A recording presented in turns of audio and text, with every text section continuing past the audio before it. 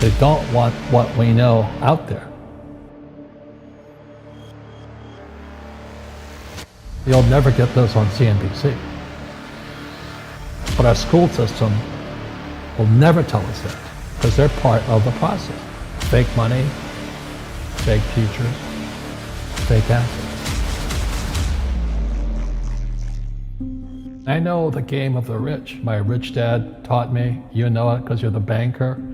The bankers and the rich play is different than what they teach you in school. All over the world, what does school teach you about money? And the answer is nothing. And that's not a mistake. That's not an accident. I knew that. Most people know that. The way to keep the poor and middle class working hard is never teach them what the rich know. So if you read Rich Dad, Poor Dad, which came out in 1997, it's what the rich teach their kids about money, the poor and middle class do not. Poverty hurts. I mean, I don't like it. And I don't like that our academic system's so corrupt. You know, we know the banking system's corrupt. We know politics is corrupt. But academics is just as corrupt. I mean, one thing if it's the banking and the politics, but this is where we send our children and we trust them to do the right things for them, and yet they're being not taught something so fundamental. Like you asked your dad when you were a kid, Dad, you asked your teacher, when are you going to teach us about money? And it was just never. Never. And they'll never will. You know something. What do you know? Share it. What is financial education? It's not get a job, work hard, save money, and invest in a well-diversified portfolio of stocks, bonds, mutual funds, and ETFs. The financial industry is two things, debt and taxes. In 1971, Nixon took the dollar off the gold standard, and the US dollar became debt. And we still tell kids to go to school, get a job, work hard, save money, and get out of debt. Now, who tells them to do that? That's the most ridiculous thing there is. The book starts and it says, lie number 1, saving money will make you rich. Yeah, it never will. You know that. All taught that as kids. Why would you save it and why would you work for it if they can print it faster than you can work for it? Why do you keep saving when they're printing it? The rich don't work for money. Don't you touch that stuff. It's very subtle, right? Yep. They don't say, I'm going to train you to be a worker bee the rest of your life, but they educate you in a way where that's what you come out. Right. What was he trying to do those first few months were you working for him? What was he trying to get across to you? Because he taught you the hard way about money. And she says, if you're going to be successful in your life, you've got to find the best teachers. And a great teacher is somebody who comes from the inside, not the outside. But in school, you don't know if your instructor is for real or not. That's where the fake teacher comes from. I said, I want you to teach me about money. So why should I teach you? He said, but if I teach you, you work for me for free. And I said, why for free? And my poor dad went nuts. He says, because if I pay you, you think like an employee. Your brain will change. If you learn never to work for money, you'll be a rich man. And this is powerful. Once you give someone a paycheck, their brain turns off. Correct. Because it's... And then the promise of a pension. Right. And job security. Which is kind of a paycheck in disguise. Correct. After you stop working. Give the man a fish, eats for the day, teach him to fish, eats for a lifetime. And most poor people confuse assets for liabilities. They think their home is an asset, it's actually a liability. Right. An asset is a noun, like a house. Cash flow is a verb. So to understand if it's an asset or liability, it takes a noun plus verb. So if the cash is flowing out of your pocket, it's a liability. If the cash is flowing into your pocket, asset, verb, it's an asset. So I own 7,000 rental properties. Those are assets. Every month, the cash flows in. Whereas many people have the big house on the hill and the cash is flowing out. Right. And they're going broke. Right, it's like a frame of mind. The other thing the poor don't understand is the number one expense for most people is taxes. And yet we don't even see it. Isn't that weird? You walk around and you look at the paycheck and say, that doesn't seem right, and you don't realize that the government's got a huge hand in your pocket and you are doing nothing to minimize that. Again, Correct. This is what's very different about the rich and the poor. The rich don't work for money. Its number one expense is tax. See, there's three kinds of income: earned, portfolio, passive. So earned income is if I get a job, that's earned income. If I'm a doctor or a programmer, that's earned income because I'm working for it. If I buy, let's say, Apple for $10 and I sell it for $20, that's portfolio income, capital gains. Yeah.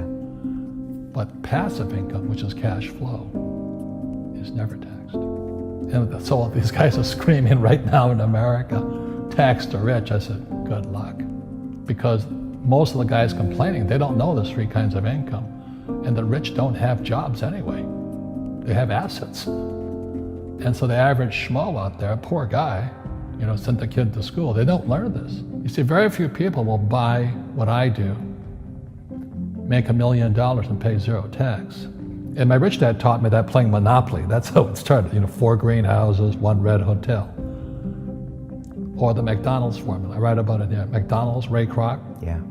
McDonald's is in the real estate business. So they sell hamburgers, but they buy real estate, so they pay no taxes. This guy Bezos, he's $16 billion. How much tax did they pay on that $16 billion? Zero. And that's all legal. Anyone can do it. Everybody can do it. But most people lack the education. So once you learn how to use debt as money, you can never say, I can't afford it. You see, because the banks will give you, so the banks, after the crash of 2008, the banks gave me $300 million tax-free. When I asked the average guy, I said, why don't you use debt? They can't even get a loan because their scores, their FICO scores, I don't know if you have them here, are so bad. The school teachers will never tell you that because they don't know it. My poor dad never knew that. You don't know if something is an asset or a liability until you can say which way the cash flows. So a house, is it an asset or liability? Well, if it's taking money from your pocket, it's liability. If it's putting money in your pocket, it's an asset. The US government wants me to provide housing, wants me to provide jobs, wants me to borrow money because that's how money is created through debt. I get huge tax breaks. Everybody can do the same thing if they had the financial education to do it. If people understood the tax code, we'd be more prosperous. But can poverty be passed through genetically? Yes. Because it's some type of way of thinking. It's an attitude. An attitude.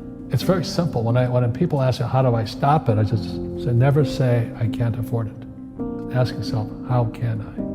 The reason I have so much money is because I don't say I can't do it. I just go, how can I do it? And I just go and do it. I make a lot of mistakes, but that's how I learn. How can I? The poor people, like my poor dad, always said, I can't afford it. Do you think I'm made of money? I'm a school teacher. I can't do that. And I picked that up. And my rich dad never said those words. So when I meet poor people, they use the words I can't a lot. So the people that say, I can't afford it, I can't do this, I can't get to college, the rich are evil, I choose not to participate in that. And that's one thing people could change today. Correct. Right now is that dialogue in their head. Stop saying the word can't. I can't. Right. So how can I? How can I? Especially as in, I can't afford it, how can I afford that? Right.